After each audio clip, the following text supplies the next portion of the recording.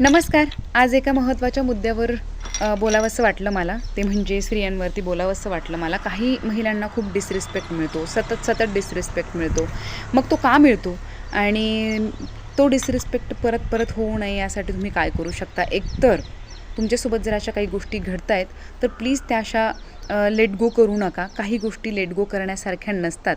जर तुमच्या घरात सतत तुमच्यासोबत हे घडतंय तर त्यावरती एकतर रिप्लाय द्यायला सुरुवात करा. तुमच्यासोबत हे सतत घडतं कारण तुम्ही एकदा घडलेली गोष्ट तुम्ही लेट गो करता की हां ठीक आहे, चला एकदा घडलं, तुम्ही चान्स देताय समोरच्याला की ठीक आहे एकदा घडले, आपण असं अपेक्षा करू की परत असं घडणार नाही. जेव्हा तुम्ही दुसऱ्यांदा चान्स देता तीच चूक करता, कारण तुम्ही समोरच्याला संधी देता तुमच्यासोबत तसंच वागण्याची की हां मी इतकी मी हतबल आहे किंवा मला इतका सपोर्ट नाही आहे किंवा इतकी हिंमतवाली नाही आहे की मी तुम्हाला विरोध करू शकेल. एकतर ही गोष्ट आहे. आणि दुसरी गोष्ट, तुमच्यासोबत जर हे घडलं आहे तर तुम्ही त्यावरती बोलायला हवं आहे.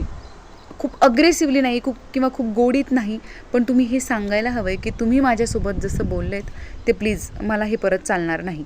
एकतर हा रिप्लाय करा. आणि जर तुमच्यासोबत काही कृती घडली असेल, तुमच्यावरती हात उचलणं असेल किंवा आणि बरंच काही घडत असेल तर तिथे मात्र तुम्ही विरोध करू शकता की माझ्यासोबत हे चालणार नाही. कुणालाही दुसऱ्यांदा चान्स देऊ नका, कारण चान्स दिल्याने कोणीही बदलत नाही. त्या गोष्टीत सुधार होत नाही तर त्या गोष्टी वाढत चालतात. एकतर मग काय करा, असं घडलं आहे पण आपण रिलेशनमध्ये आहोत किंवा एकत्र कुटुंबात आहोत, या व्यक्तींपासून शक्यतो लांब राहण्याचा प्रयत्न करा. त्यांच्यासोबत एकतर बोलणं कमी करा, एक्सप्रेस होणं कमी करा, कामाशी काम ठेवा. आणि मला तर वाटतं स्वतःहून लडलड करत जाण्यापेक्षा आपण एकटे भरे आणि आपण भले, नाही का? म्हणजे प्लीज. आणि आज हे बोलण्याचं कारण का, तर आपल्या बाजूला ज्या काही घटना घडत आहेत, आता बऱ्याचशा बातम्या बघतायत लोक, मीही बघते, तुम्हीही बघत असाल. एक तर तो मुद्दा आहे. आणि मला अचानक असं रिअलाईज झालं की अरे बापरे, या अशा बऱ्याचशा गोष्टी आपण स्वतःही, म्हणजे मी स्वतःही बऱ्याच गोष्टी लोकांच्या अशा कानामागे टाकल्या आहेत की लेट गो करा, चला सोडून देऊयात, आपण जाऊ देत, बदलेल, या गोष्टीमध्ये फरक पडेल. पण नाही, असं काही होत नाही. आणि मी इतकी मोठी नाही आहे, पण हे खरंच अनुभवाचे बोल आहेत की आपल्याला जर डिसरिस्पेक्ट मिळतो आहे आणि आपण जर ते लेट गो करतो आहे तर डेफिनेटली आपल्यासोबत पुन्हा तेच होणार, आपला पुन्हा डिसरिस्पेक्ट होणार. आणि आपण आपल्या उगाच मनाला दुखवून घेतो आणि आपल्याच मनाशी आपण सतत दुःख करत असतो या गोष्टीचं की अरे सतत आपल्यासोबतच असं का.